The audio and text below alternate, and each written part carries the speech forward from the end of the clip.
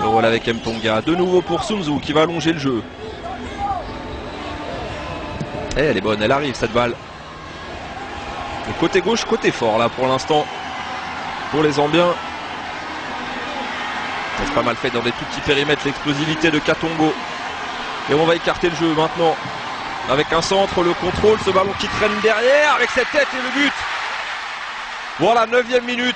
Et c'est la Zambie qui trouve la solution. Christopher Katongo qui permet au Chipolopos. Christopher Katongo. Pas de position de hors-jeu. Un ballon dévié de la part de Mayuka. Et une belle phase de jeu également. Avec un centre de belle qualité là, dans une bonne zone. Et derrière, plus prompte, plus rapide, le capitaine. Alors autant les Japonais ne les tirent pas directement, plutôt en deux temps. Autant là, il y a de la présence. Et on pense à Sun Tzu notamment. Ah, c'est tir à rater, pourquoi pas. Avec cette frappe enchaînée, oh quel but! Quel but inscrit par la Zambie, petite combinaison et merveille de frappe. Ce but inscrit par Nathan Sinkala, le Sochalien. Et ça fait 2-0 pour la Zambie.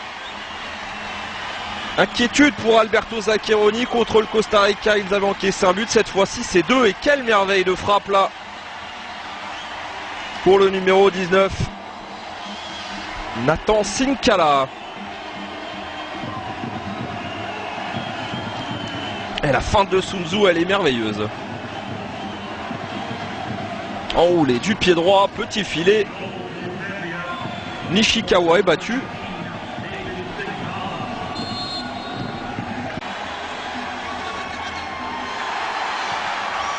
Ouais, bonne récupération là, il y a peut-être de la place, le crochet. Il n'y a pas beaucoup de solutions, si ce n'est le relais. Il fonctionne ce relais avec le centre de Kagawa, le ballon qui est dévié. Et c'est un penalty pour le... La main, elle est là et c'est également Emmanuel Mbola donc. Eh bien le Japon, sa 56e sélection. C'est parti pour Honda.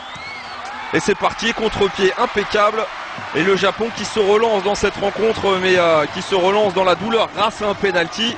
Pas sûr que ça rassure Alberto Zaccheroni, mais en tout cas, il n'y a plus qu'un but de retard. C'est un Japon à réaction que l'on voit dans ces matchs amis maintenant.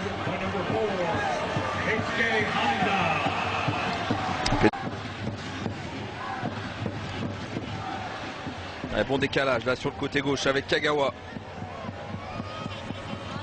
Oh, le centre de Kagawa, centre directement dans les buts. Et l'égalisation du Japon, eh bien dites-moi, c'est poussif. Belle qualité de centre en tout cas de la part de Kagawa. On l'a peu vu, il a été très discret. Finalement, il marque ce but et permet au Japon de revenir à 2 partout. Ça peut paraître cruel pour la Zambie, mais le Japon est de retour.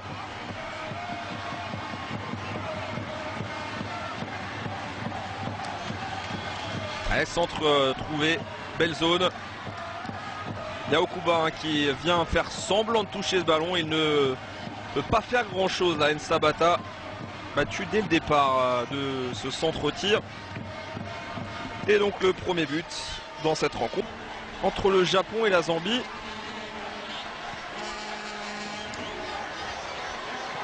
Finissent mieux les Japonais là, peut-être un élan retrouvé avec un joli geste. Oh, le but de Honda, coup sur coup, les Japonais qui inversent complètement le sort et l'issue de cette rencontre.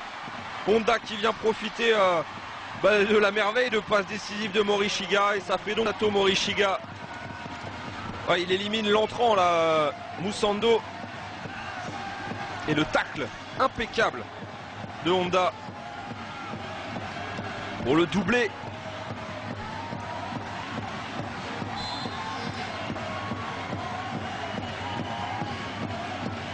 Et bien voilà comment on peut changer le cours d'une rencontre en l'espace de...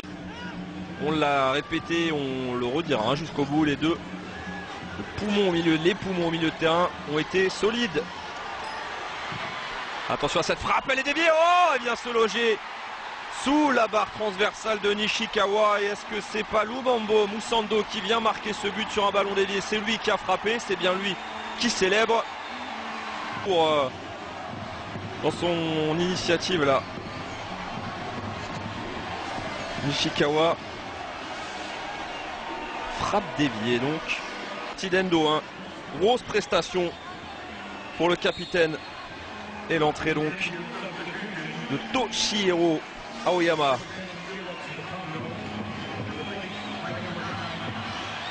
Oh, pourquoi pas un quatrième. Oh, incroyable. Quelle volonté pour ces Japonais. Un match finalement complètement fou avec Yoshito Okuba qui vient marquer le coaching payant de Zaccheroni. Il a changé ses attaquants à la mi-temps. 3 buts inscrits par le Japon en seconde période. Et ça, c'est un but qui va leur faire du bien dans les arrêts de jeu. Contrôle parfait, frappe enchaînée, rien à dire. Le long ballon là envoyé justement par Aoyama. Et le contrôle parfait, c'est assez rare pour le préciser, mais Sun Tzu cette fois-ci était en retard. Il a été quasiment irréprochable.